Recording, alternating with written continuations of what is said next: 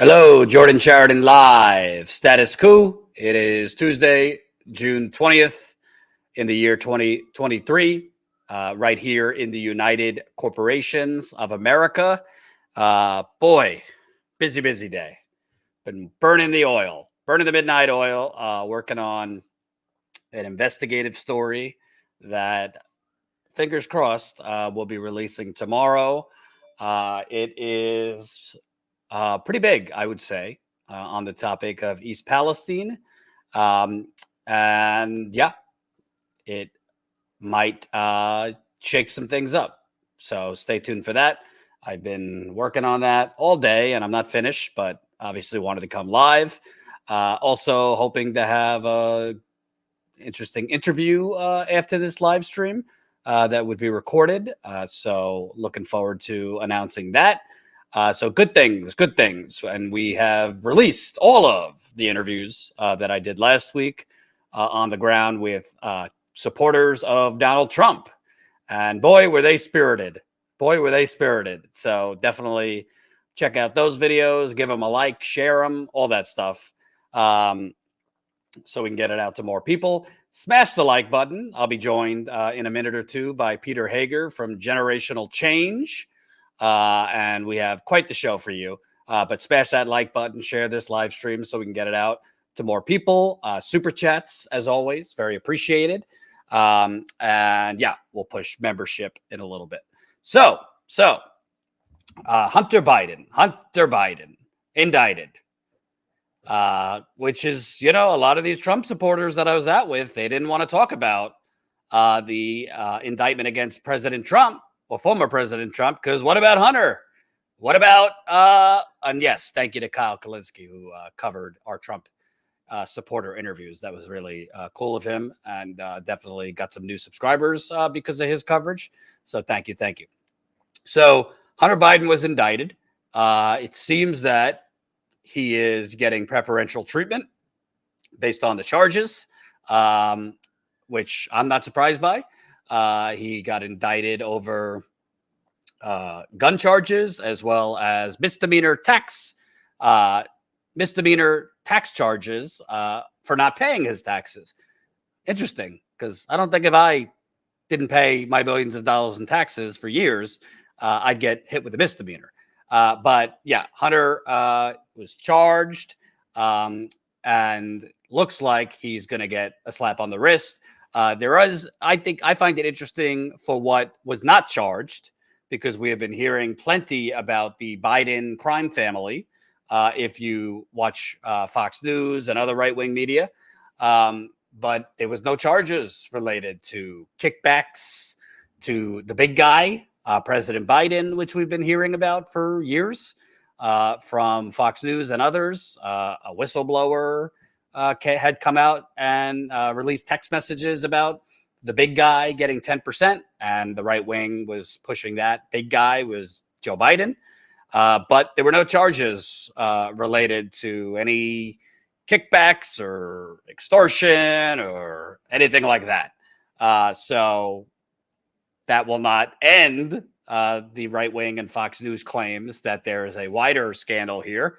And it would not surprise me if there was some type of wider scandal. However, people like Joe Biden and that class of people generally aren't stupid enough to have in their bank account kickbacks from their son.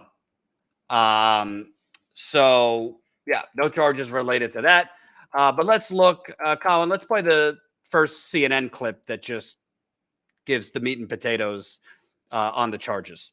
How will you look at it? It's a great question. I think the part, perhaps through the congressional investigation, because we sort of know we need to know the numerator. How will you look at it? It's a great question. I think the part, perhaps through. Is it playing for you? Yeah. Okay. How will you look at it? It's a great question. I think the part, perhaps through the congressional investigation, because we sort of know we need to know the numerator and the denominator. In other words, what was the universe of evidence they had, and then what came out of this as a charge? And were there other things that were chargeable? Plea agreement? Ordinarily we wouldn't, and the public. The only way that that'll come out is through congressional inquiry. Okay. The bottom line charges here, I think it's worth running through them. First of all, according to the documents we have, Hunter Biden is going to plead guilty to 2 misdemeanor tax offenses, meaning usually that means 2 different years where he had some income that he did not declare. Those are misdemeanors. There's virtually no chance that a first-time offender would get sentenced to prison based on misdemeanors. Typically, it would be what? Typically, it would be probation. Probation and fines, exactly, for misdemeanors, especially tax-type misdemeanors. The firearms charge, it's important to understand what this is. There is a federal law that makes it illegal for an addict, a person who's addicted to drugs or alcohol, to possess a firearm. This is a strange and somewhat obscure, or rarely used, not never, but rarely used federal law. I used to do firearms cases all the time, but the vast majority of federal firearms cases are either a firearm used in another crime of violence or a firearm possessed by somebody who has a prior felony. This is sort of low down on the list of firearms offenses. And so the question here, well, he's apparently, it's not entirely clear to me whether he's going to plead guilty to that firearms offense, because this letter from DOJ specifies that he will plead guilty to the tax misdemeanors. It does not say he will plead guilty to the firearms offenses. It says he's going into a pretrial diversion agreement. So Ellie, hold on one second on that. Let's get over to Evan Perez for he has a little bit more information about that. The exact wording, Evan, in this letter is the defendant has agreed to enter a pretrial diversion agreement with respect to the firearm information. What are you learning? Yeah, look, so this is one of the things we certainly, it's a little confusing, the language. He has agreed that he's going to enter this program. One of it has to do with his substance abuse issues, which Hunter Biden has been very, very public about. He wrote a book. And ironically, that's the book where he talked about his substance abuse issues, very, very candid things that he said about what he was doing at the time is what really compounded his problems in this federal investigation, because it was from his own words, that prosecutors and investigators learned that at the time that he had owned or he had purchased a gun, he was addicted to drugs, which is a violation of federal firearms law. One of the things you do when you buy a gun is you fill out this form that goes to the Bureau of Alcohol, Tobacco, Firearms, and Explosives, and you swear that one of the things that you swear to is that you are not addicted to drugs. And of course, what Hunter Biden did when he wrote that book, he admitted, and he said it in interviews, he said that he was addicted. And so one of the things that happened was they became very, very focused on that particular. So he doesn't pay his taxes for years. According to CNN, that for a first-time offender, you get hit with a misdemeanor. I don't know, folks. I'm not a legal expert. Pretty sure if you're a poor person, poor white, poor black, poor brown, poor indigenous, you're not paying your taxes, particularly if you had a good year. I don't know. I don't know if that's generally regarded as a misdemeanor, or they're going to hit you with such excessive fines that you can't pay, that they're going to throw you in prison. But anyway, doesn't pay his taxes for 2 years. That's interesting. By the way, neither here or there, but it's also, this isn't related to the charges, but apparently reports are Hunter Biden just struck a deal with the mother of his baby. I don't know the full story. Apparently she was a stripper or something like that, and he got her pregnant, and he's a deadbeat who wouldn't pay full child support, and now he struck a deal to cut his child support by 75%. Can't make this up. So CNN presents it that first-time offender, not paying your taxes, you get off. Just fines, no jail time. I don't really think that's standard across the board. I think that has a lot to do with your class in life, how much you can afford as far as pricey lawyers. So that's not accurate that most people would get hit with a fine. Secondly, I'm pretty sure if I lied on my gun form, if I bought a gun and said I'm not on drugs, and then went and wrote a book or information came out, and I'm a public figure, about that I'm addicted to crack, I'm pretty sure I would get thrown in jail for lying on a gun permit. Pretty sure. Can you imagine, by the way, if for whatever reason, and I'm not, criticizing him for being addicted to drugs, that's a real problem, and, I hope he's been able to get help. But can you imagine if he carried out a crime with those with the guns while he was on crack or something else, you think anyone who's not the president's son would get off scot-free and not go to prison when they lied on their gun form? It's absurd. I don't care if you're a Democrat. I don't care if you're a Republican. And the liberals who are probably cheering that Hunter Biden is going to get off are probably like, for first-time offender, for this degree of crime, they handled it right. Can you imagine if this was a school shooter who was on drugs and lied on their gun permit? What would those same liberals be saying? So it's just absolutely crazy. But what's really, really interesting, and again, I haven't really, covered Hunter Biden extensively because to me, there's bigger things to focus on in the world. And keep smashing that like button, share this live stream. The more people that press like, the more people will see this. But I mean, it's just a fact. Hunter Biden, Joe Biden's brother, Jim Biden, they had more shell companies than the eye could see. They had more shell companies dumping money in from Hunter Biden's foreign deals with Ukraine and China. They had a lot of shell companies. We've heard from Obama and Democrats for years going after those millionaires and billionaires that snatched their money in the Cayman Islands, right? Even though a lot of those millionaires and billionaires are donors to the Democratic Party. But I digress. Hunter Biden had all these shell companies where his money was stashed in there. I guess he's not charged over this because technically it's illegal. Technically it's legal, I would presume.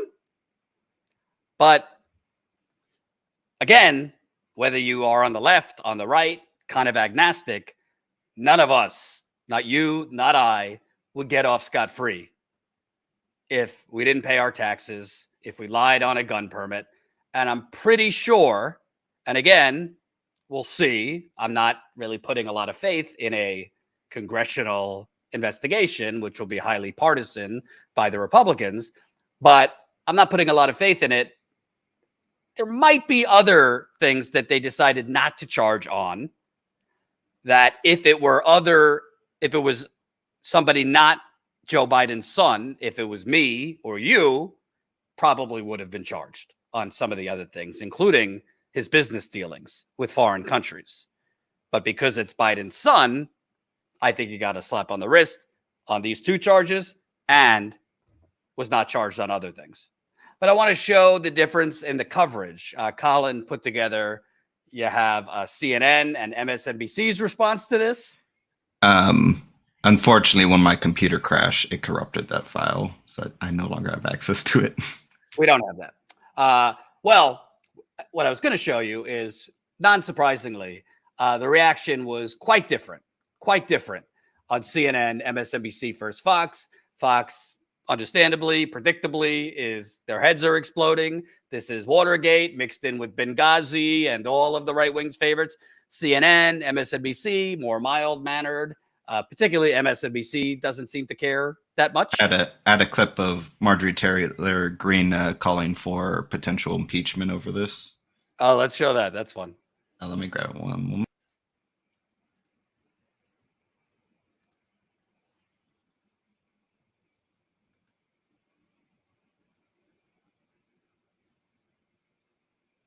But the shocking part is, Maria, that we have the FBI director, Christopher Wray, that refused to hand over an unclassified form, the 1023, to our oversight committee that Andy Biggs and I both sit on under Chairman Comer. The other shocking part is that not only did he force us to read this unclassified form in a skiff, he redacted not only names, which is actually more understandable, but he redacted the most important part of information on there is that there was 17 audio recordings, 15 of Hunter, 2 of Joe Biden himself, about Joe Biden taking a $5 million bribe.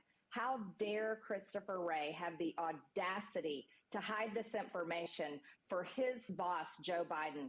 This is purely protecting crimes. He's hiding crimes the president of the United States committed when he was vice president, and that's where we stand right now. Well, that's nothing new. They've been stonewalling. that are criminals and that are doing things wrong while they hold public office. I'm all for impeachment. I don't know why our conference hasn't moved there yet, because the American people are. And as far as evidence, we have evidence. We have bank records, tons of them, that show the Biden family, Hunter, all kinds of family members, even grandchildren, being paid millions and millions of dollars from all these foreign countries that we know they have no business to prove that they're producing a product or a service to be. So I would be the first impeachment that you could ever see where it's based on a figurative tape that has not been produced. And this is coming from somebody who would love to impeach Biden, but particularly over like legitimate things, or just get rid of Biden. I'm not a Biden fan. But I keep hearing about the tape that proves that Biden was taking the money and there was kickbacks to the big guy and all this. And yeah, we're still waiting.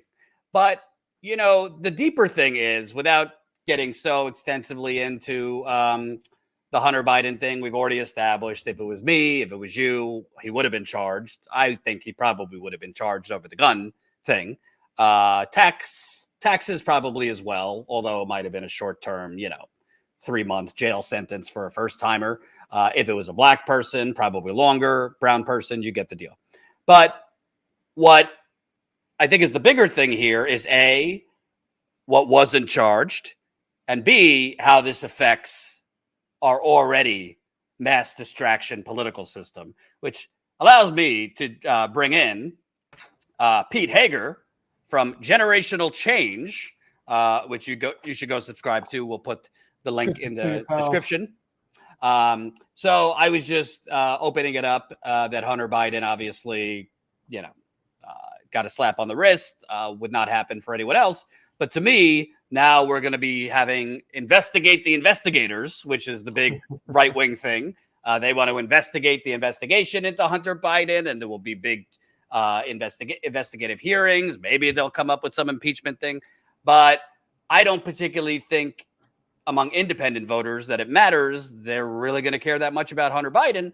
However, I think with Joe Biden, who's clearly already not in prime time anymore, even though he's a corrupt son of a bitch, he does seem to care a lot about his family.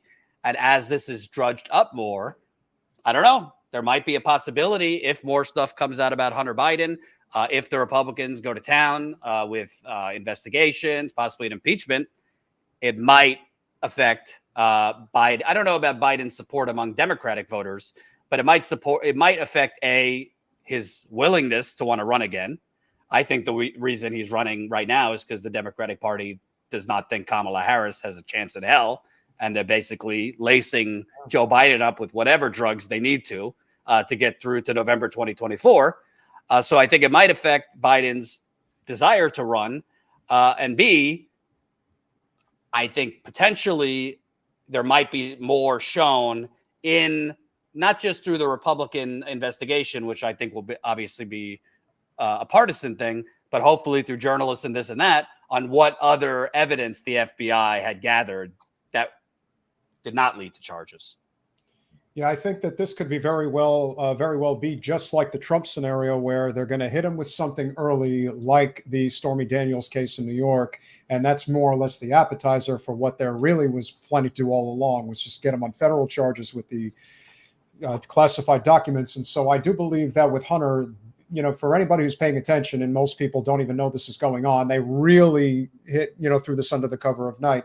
But Hunter Biden has pled guilty basically to tax evasion. And so as a result, he now, I don't know if it goes as that he's a federal criminal on his record. I don't know the full extent of what will actually be revealed, but I know this much. I know that he was already somebody who was making Joe vulnerable to begin with. So you add this layer into the equation, now he really looks vulnerable. And if they really decide to go after him on what really matters, and that is, of course, him sitting on the energy board in Ukraine and the strings that Joe apparently was pulling behind the scenes as the vice president, that's always been the smoking gun, much like Trump handling of the classified documents the way that he did. This is something that I don't think is going away. I think that this is just the beginning. And as we discussed when you were on our show last week, If they're looking for a way to get Joe out of the picture and to open up the floodgates for, obviously Gavin Newsom and J.B. Pritzker, which are the two biggest names that come to mind as far as ones who will absolutely run for president. I mean, let's be honest, Newsom is waiting in the wings as we speak. He is doing exactly what DeSantis was doing before he officially announced. He's going around the country, traveling, getting his name out there and all that. So I do think that this could be a slow drip. I could definitely see this being just the start of something much more significant as far as I can see. And I also think, I mean, at the end of the day, it's very clear there's only two possibilities, because I'm more focused on what they didn't charge him with. Hunter Biden, and by the way, Jim Biden, there's been less reporting about Biden's brother. Right. They got more shell companies than anyone, other than maybe the Trumps. They had a shit ton of shell companies that was funneling a lot of this money from Ukraine, China, and other countries that he had business dealings. Now, there's two options. One, the FBI did find stuff that was illegal, and because the Democratic Party machine and Biden is the president, he got a pass. Or it's untoward and corrupt, but is legal because we have a legal system of corruption. My guess is most of it was legal. But the other thing is why I don't actually think that they're going to find anything on Joe Biden himself, but that doesn't mean it won't negatively impact Biden for 2024. I mean, at the end of the day, Biden is already a very wealthy man. He doesn't need kickbacks from his son Hunter. To us, yeah, $5 million kickback. Who wouldn't take that for doing nothing? Biden doesn't need $5 million, $10 million. I mean, he's wealthy and set for the rest of his life, just on books and 40 years in the Senate, on all the boards he has sat on and other things that he's made money from. But if you are an independent voter and Biden is the nominee, if it is not Trump, which we'll get to in the next segment, because I think Trump's in trouble. If you're an independent voter and you're already seeing a president that looks like, they're not going to let him out past 4:00 in the afternoon, and he doesn't look ready for prime time. And then even if you didn't think he committed a crime, but you have all this other drama, you might say, all right, we need a change. I don't love DeSantis, but at least you don't have all this other shit and he's 40 years younger or whatever it is. So I think there is vote. I don't think they're going to find some nefarious Biden, under his bed had all this charisma money. But I do think on the margins, it can make a difference. I don't think if it's against Trump, but I think if it was Biden versus DeSantis or someone like that, I think it could make a difference. Yeah, no, I think that there's still that element of Trump that I don't think enough people really wrap their heads around. And that is, regardless of how swampy he is, and obviously I've always felt that the worst part of his presidency was the relationship he had with his son-in-law, Jared Kushner, who was basically the person who was going around the globe, a la Hunter Biden, only much more sophisticated and making these absolutely insane deals, specifically with the Saudis. That pay to play was just so obvious, violating the emoluments clause. But to a significant portion of the country, their preference is still a sloppy buffoon like Trump to the swamp in all of its form, as is Joe Biden. And that's why I think taking that risk, the only reason Trump lost, it wasn't Joe winning, it was Trump losing, was because of how he handled COVID. And I don't think that circumstance is going to be there again. And I think knowing what we've gone through with Joe Biden, even if it's Trump running for prison I know it's a Freudian slip, but running for president from a prison cell is still not enough. And I think that people are just fed up with this system. I think the whole issue just the other day with the AFL-CIO basically sending out the smoke signal to all of those smaller unions throughout the country, get the hell behind Joe right now. That was revolting. People are I did a whole thing yesterday on it. Yeah. They're just looking at this, just thinking, give me anything other than him. I don't give a damn. The only person who I think that Biden could beat right now is Chris Cut Social Security Christie. That's one hell of a soundbite if you haven't heard that one yet today. Yeah. So I also want the bigger picture to me, if you take your partisan lens off, because honestly, there's bigger issues in the world than Hunter Biden. But I don't think Democrats or Republican voters consistently give a shit about corruption.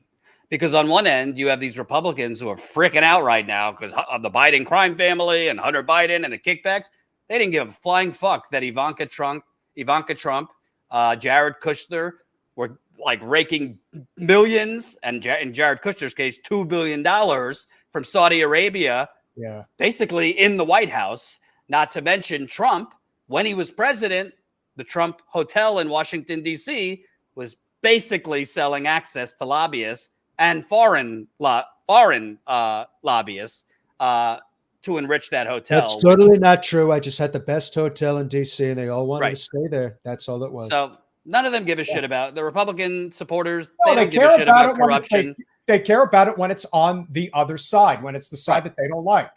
Same thing with the liberals who, the Trump crime family and what I just said, Jared Kushner and Ivanka and Trump obviously making money off the presidency, in my view, illegally. Yeah. They're like, well, Hunter Biden, next, move on. So none of them. It's all tribal. There's no consistent standards. And that's why in the grand scheme of things, we just have these cyclical tribal politics as sports center. I mean, look at it. Republicans had a meltdown over Benghazi, and there was fucking hearings for years over this. Same thing. We're going to have hearings over Hunter Biden. All these the Fast and the Furious scandal and all this stuff. Democrats, although I thought there should have been an investigation over January 6th, I don't think it needed to be covered 24/7 and treated like the Super Bowl by all these cable outlets. So a lot of this is just partisan bullshit. Oh, wait till you hear his Bill Clinton imitation. It's fantastic. That's really. And by the way, if you want more imitations and substantive commentary, they also do a lot of activism. Definitely subscribe to Pete and Jen Perlman's channel. That's Generational Change. Colin, make sure it's in the description so people can subscribe. And very important plug real quick for everybody who's watching. Remember, smash that like button. Do it for Jordan. Do it for this stream. It really makes a big difference. What we are working on, Jen and I are working on right now in Florida, is getting petition signatures to get abortion rights on the ballot in 2024. So if you happen to be a Florida resident, you can sign for this, and it would obviously make a huge difference. We're trying to collect 1 million signatures throughout the entire state by New Year's Eve. And in the county that we're in, Broward County, Florida, we need 31,000 signatures. So regardless of whether you're in South Florida or anywhere in the state, if you can, go to Generational Change. Obviously, we will help you, direct you accordingly in terms of assistance if you need it. I'm missing the website off the top of my head right now. Now Jen's going to kill me for not remembering what it was. But yes, that is what we're working on right now. It's about transforming politics into service. That's what we're about. And Jordan is about real journalism. Not going to not calling anybody out, just saying, if you care about real journalism, this is the channel to focus on. And by the way, tomorrow, folks, if everything goes well, tomorrow we're going to release a story tomorrow morning. We got some video, obtained some video, related to East Palestine that is going to expose significant, monstrous lies that have been told by government entities. I'll leave it at that. So hang on to your hat. We have not given up on East Palestine. Lewis is actually out of the country, so this story is by me. But we got some video of an EPA official saying some stuff he didn't know was being recorded. So stay tuned for that. Moving on. Donald Trump, who I don't love covering, but I do want to talk with you overall about the state of 2024. You can't really talk about the election without Trump. He just seems to be very addicted to confessing to his crimes on Fox News and Truth Social. In this case, and by the way, I'm 1 for 1. I said he was going to be prosecuted. I think he's going to make a deal at some point once his narcissism resides a little bit and his lawyers tell him, sorry, we can't do the Harry Potter wave a wand defense that everything was declassified. You're probably going to go down if you don't make a deal. But let's show Colin. This is Trump on Fox yesterday. Surprisingly, Fox kind of grilled him, which is probably not going to go over well with the audience. But this is him explaining why, after being subpoenaed, he did not return the boxes worth of classified documents. The only way NARA could ever get this stuff, this back, would be, please, please, please, could we have it back? And they please, asked for that. Because they have no. We They were did ask talking. for it. No, and they said, I gave "Can you them give the some, documents back?" And we were talking. And then they said they went to DOJ to subpoena you to get them Which back. they've never done before. Right. And in but all why not fairness, just hand them over then? Because I had boxes. I want to go through the boxes and get all my personal things out. I don't want to hand that over to NARA yet. And I was very busy, as you've sort of seen. Yeah, but I've been according to very, the very indictment, busy. you then tell this aide to move to other locations after telling your lawyers to say you'd fully complied with the subpoena when you hadn't. But before I send boxes over, I have to take all of my things out. These boxes were interspersed with all sorts of things. Listen, I sometimes I mix business with pleasure. You know this. I'm totally honest. You can't fault me for telling the truth, Jordan. Don't let these people fool you. All I did was mix business and personal. It happens, even with classified documents. So, former President Trump, I'm confused because your story keeps changing. First, they planted the documents there. You said that FBI planted them. Then Totally you said. planted. Then you said they were just kind of magazine, doodles, magazine covers, newspaper clippings. Now you said you didn't respond to the subpoena because you were busy, but they had over a year to return the documents, and you didn't exactly deny the question about you ordering your lackey to move the boxes right before the DOJ came to look through them. Well, listen, I totally have to be honest, okay? I tell the truth. I'm telling the truth right now. Listen, it was my collection of incredible Playboy magazines. I didn't want anyone to find out. I had to keep it private. So I had my one lackey go in there and take a look and make sure that it was completely kosher, nothing bad, totally reasonable, beautiful women, incredible women. I have weird tastes. It's okay, but, everyone to each their own. And so I wanted to go in there and make sure that all of those Playboys were removed. Somehow they ended up in there. When you're sitting on the toilet, you're going through classified documents, you're going through porno magazines. You cannot make up your mind what you want to do. But believe me when I tell you, it took a little while, but I finally removed all of the Playboys, and now they have their classified documents. I don't understand what the problem is. What's the problem, Jordan? They just want to get me. That's it. I'm in the way, and they're coming for you, and that's what it's all about. Well, at the end of the day, let's listen to your new enemy, Chris Christie, who is calling to cut Social Security. So good luck winning anything with that. But let's listen to Chris Christie. He's a former prosecutor. He's suggesting that you just admitted to obstruction of justice on air. Let's take a listen. Brett, there was no document. That was a massive amount of papers and everything else talking about Iran and other things. And it may have been held up or may not, but that was not a document. I didn't have a document per se. There was nothing to declassify. These were newspaper stories, magazine stories, and articles. I'm just saying with the indictments. Some of the other Republican candidates for president have called Trump's actions unacceptable and, worse than that, stronger language, including former New Jersey Governor Chris Christie, who joins us now. Governor, thank you very much for being here. Thanks for having me, Tony. You've called the charges actually disturbing. We heard this latest claim. It'll be litigated. It'll be dealt with in a court of law. But as a political strategy, what do you make of it? Well, I mean, it's a horrible political and legal strategy. Because first off, last night he said the reason he didn't give the documents back was because he's just so very busy and he didn't have time to respond to a grand jury subpoena because he needed to get his golf shirts and pants out of the box. I mean, does anybody in America believe this? Apparently so, right? Well, yes. Look, I think the problem is going to be for him over time is that people are just not going to buy it. And when you think about how many days of golf he's played since he left office, maybe he could have skipped a couple of rounds of golf and gone through the boxes to respond to a subpoena from a grand jury. Look, the problem for Donald Trump in all of this is his own conduct. He's his own worst enemy. None of this would have happened to him or to the country if he had just returned the documents. What about the reference to, Governor, these were newspaper articles? These weren't even documents. These were newspaper articles. As a former prosecutor, what do you make of that? How would you? Oh, I've never heard about a newspaper article being declassified. I don't think you classify newspaper articles because, by definition, they're already public. So, look, I think he knows he's in trouble. And last night, I think the worst moment for him was that talking about the fact that he just didn't have time to go through these boxes. Well, in response to a grand jury subpoena, yet he told the government and had his lawyers certify that he had returned all of the documents that were responsive to the subpoena. That is obstruction of justice.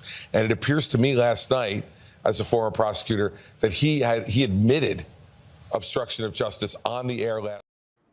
So obviously your lawyers are jumping out the window watching you on national television, admitting that you didn't return the boxes after a subpoena and coming up with this cockamamie, you were too busy. But at the end of the day, former President Trump, the judge who was appointed by you, Eileen Cannon down in Florida, she has set the trial date for end of August. Most legal experts believe that would be delayed, but it's kind of surprising she set it for August. Let's say it is delayed at the early, maybe it will be delayed till early 2024.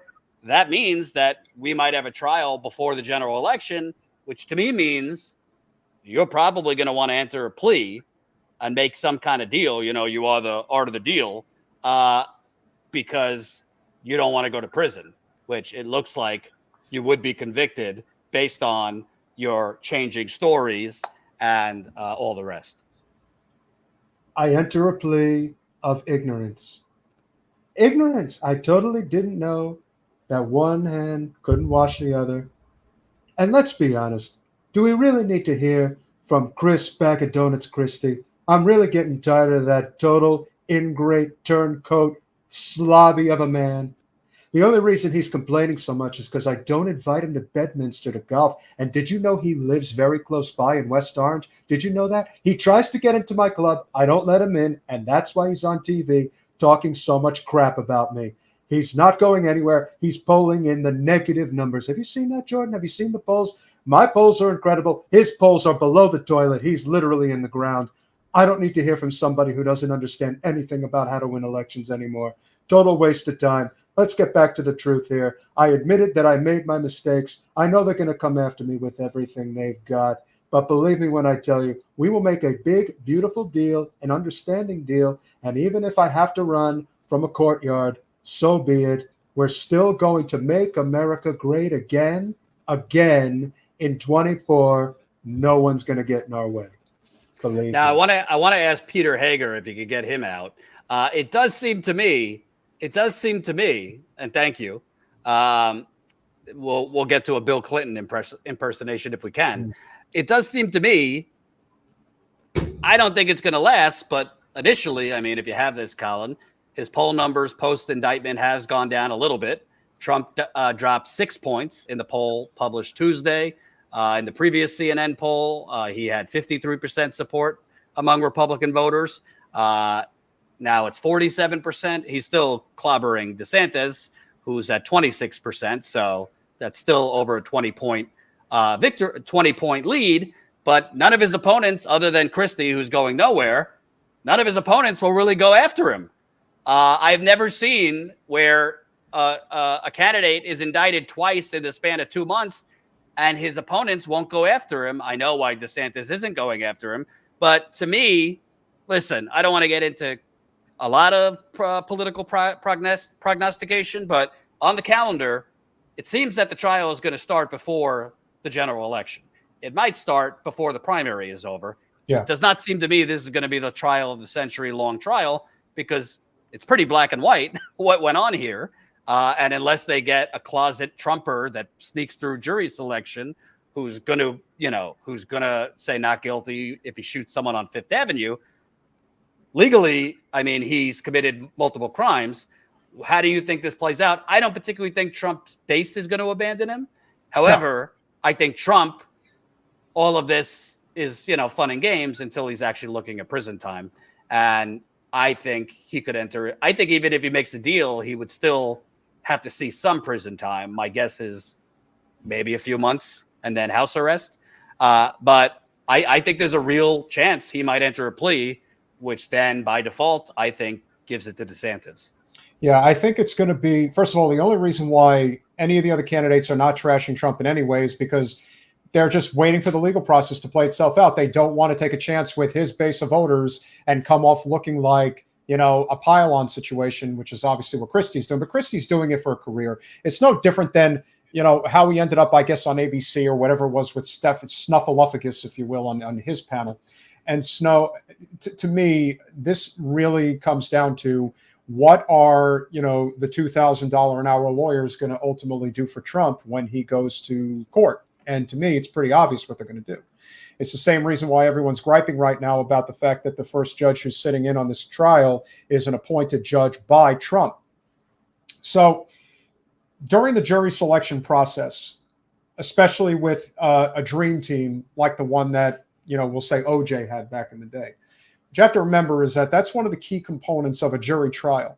And if you go through jury selection and you can get just one person on that jury that basically will not vote guilty and will just basically hang the jury, this thing can get dragged out for years. Trump is not doing anything that he doesn't think he can't get away with, because his whole attitude is, well, as long as I get back to the White House, could the trial technically go on during the election? Yes, it's very possible. But how often Trump would actually have to be in a courtroom remains to be seen. And so if he's ultimately in a situation where he gets a jury that's somewhat favorable in his direction, where his whole case is going to be whether or not he can convince a jury that he can plead ignorance. And that, believe it or not, is not as far-fetched as one might think. Now, as far as how far they think they could drag it out, that's what it's going to come down to. And then effectively, if he becomes president again, it all goes away. And so I do think that that's the plan. The plan is, like you said, it's going to probably get delayed in August. How long it'll get delayed? Maybe to the end of the year, maybe the beginning of 2024. And then after that, it really just comes down to, what parameters are going to involve having some type of a court, hearing/trial. And if ultimately it does go to trial, does his dream team put together goes through a jury selection, through a jury pool that they feel they're confident enough that they'll never convict? Don't think for a second that that's not the goal here. It's not that he's going to get off. It's that they're just not going to be able to convict him, that it becomes a hung jury and this thing just gets delayed. That's it. I don't think there's any other way. Now, if he ultimately is facing a situation where he can't talk his way out of it, then that's when I think he would make a deal. But that's something that would happen way, way, way down the road. I mean, honestly, from what we've seen from him for the past several years, he just doesn't care. He really doesn't. It just bounces off him like it doesn't matter. I totally got impeached. Oh, big deal. I'm going to go do my rally. It's like, honestly, he just doesn't care. And I think that's that's appealing to a lot of people, because people are so fed up with this system. They're so fed up with the lives that they're living. They look at this guy who's literally thumbing his nose at the powers that be and telling them to go F themselves. And they're like, yeah, I like that. He may be a crook, but I like what he's doing. Why is it that they cheered on John Gotti back in the day? You think about why they cheer on the mobsters in movies.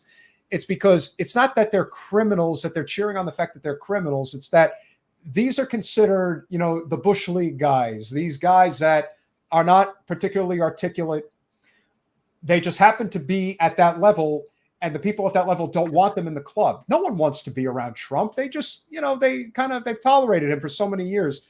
And so now, speaking of the super fans, let's play a clip from my recent foray out to Bedminster interviewing Trump supporters. Oh boy! Put aside the documents for a second. The indictment itself says that he told his lawyer to lie to the DOJ. You know what? I didn't read the indictment. Okay. I didn't read the 37 counts. So you're just defending him without reading the indictment or knowing anything about it.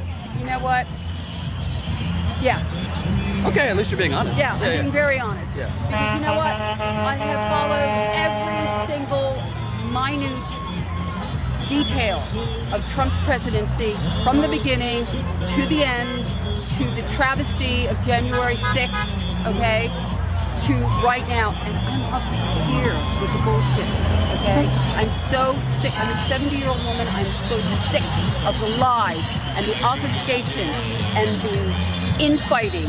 How there's a witness that has recordings of talking to Hunter. Joe Biden received $5 million. Can I ask you a question? Yeah. I hear a bit of a double standard here. Okay, wait. Hit me. So you just believe You just believe, and by the way, I think Hunter Biden should. Did I read one it second, myself? One second. I think Hunter Biden should be indicted. So we agree. All right. I think Hillary should have been indicted. So we agree. Now we talk. Now, you just believe what you're saying. Yeah. Something came out today. I know what you're talking about. Okay. They haven't provided the evidence yet. Yeah. You just believe that, but. When it's flipped around and there's an indictment that comes. Okay, Wait. I'm supposed to get the FBI document in my hands. No. I'm just supposed to read it myself, or it Let don't me finish. You believe just because you think Biden is Lucifer, you believe this evidence against Hunter. However, with the indictment, you're saying cockamamie. I don't need to read it. It's all planted. Look, I need if there's recordings, I'd like to hear those tapes. Yes, you will. I would like. So there's more to it. And go. That guy also called me a motherfucker. We posted that this morning. So that was fun. But I just think, honestly, I don't think there's going to be a large enough proportion of the Trump supporters, even if he is indicted over January 6th and Georgia. So that would be 4. I think the cake is baked. They have been hoodwinked by Trump and the right-wing machine to think it's all a conspiracy. And it's all a hoax, and even if he shoots somebody, that's a hoax. I don't know if I agree with you on that. I don't think they think that at all. I think they very much think like that lady that you spoke to, who was like, I don't care. I'm sure she basically is admitting, yeah, it's probably true, but he's our guy, and no one else is. They just kind of see it as no one else is fighting on our behalf, so who the hell cares? I think that's a great. I think that's a great segue, because on the Democratic side. Honestly, it's not a secret. I think RFK is a lunatic. To me, I cannot compartmentalize the vaccine lies and the other lies.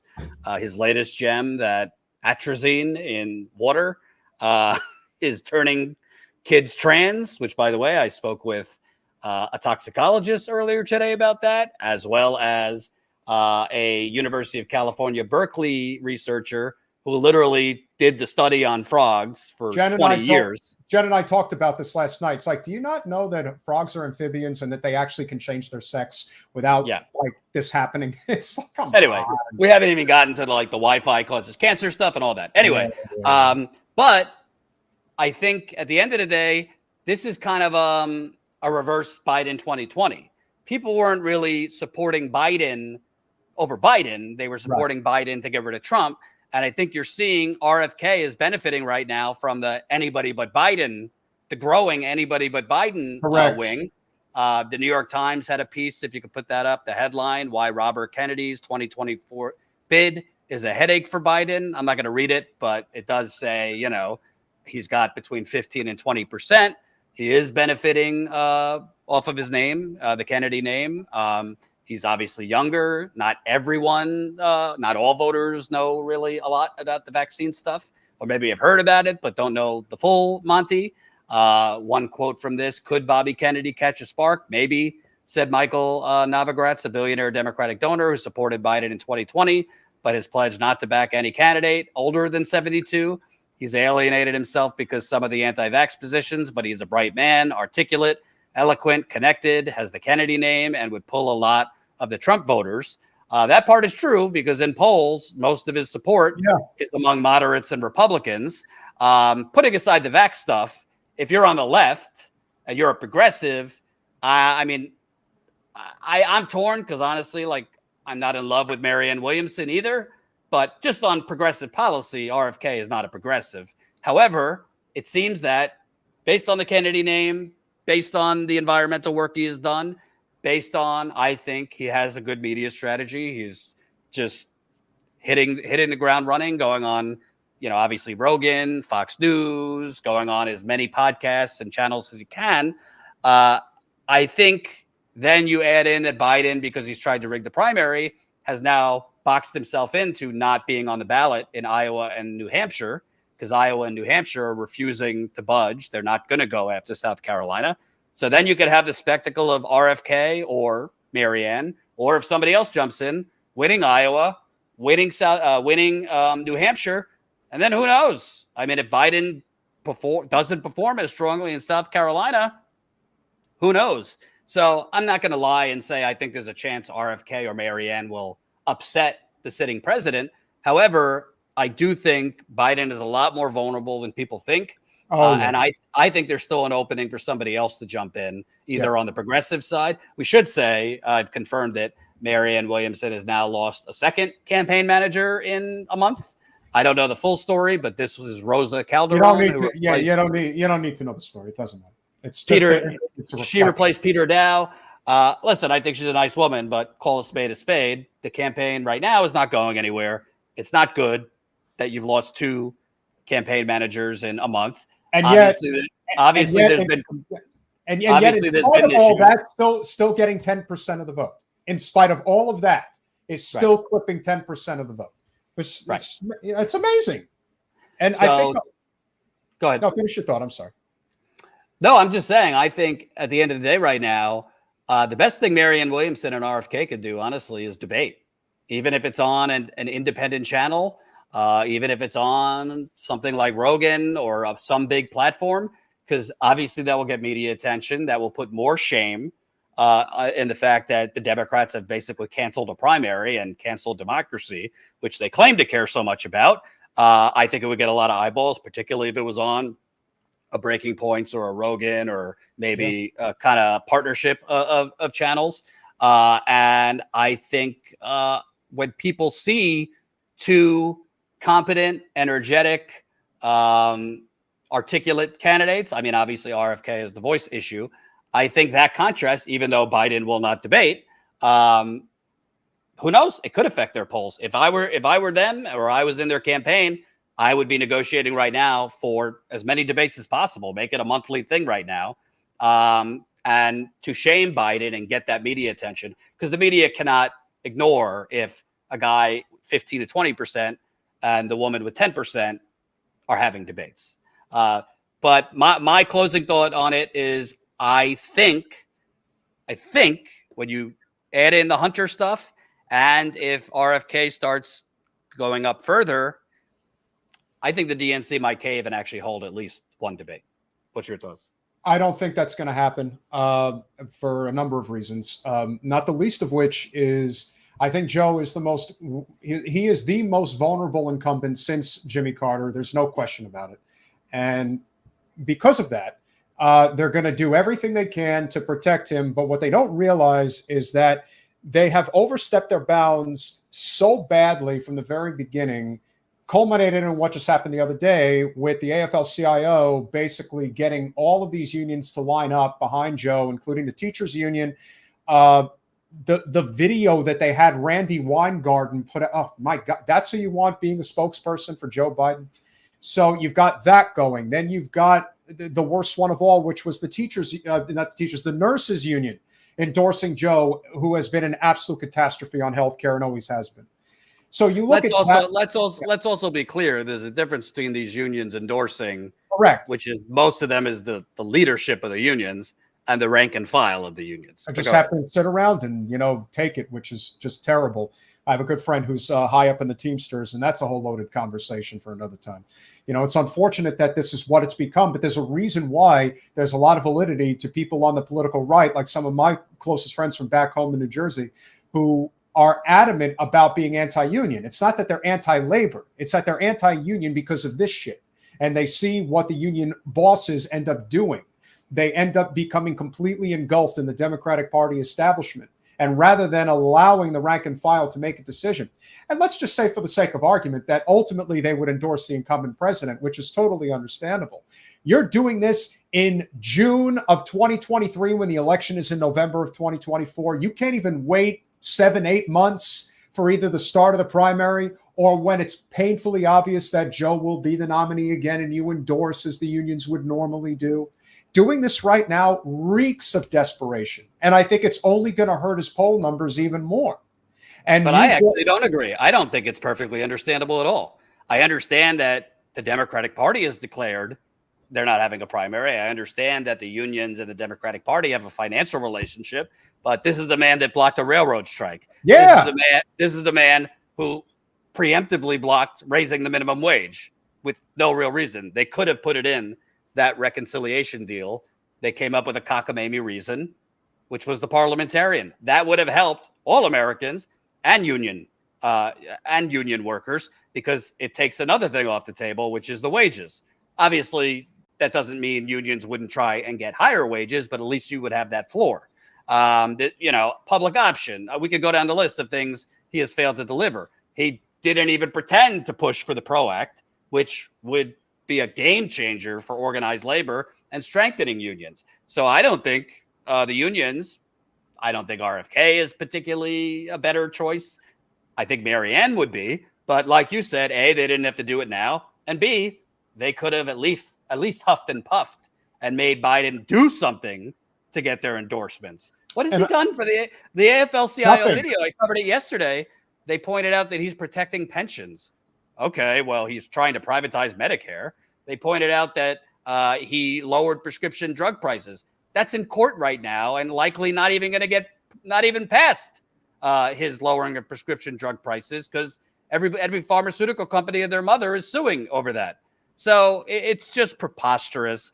And I think Biden, with the Hunter Biden drama, when more comes out about what the FBI and DOJ had on Hunter Biden, because I think there are things that anyone else would have been charged for, but they decided not to charge him for, including some of his dealings with China and Ukraine.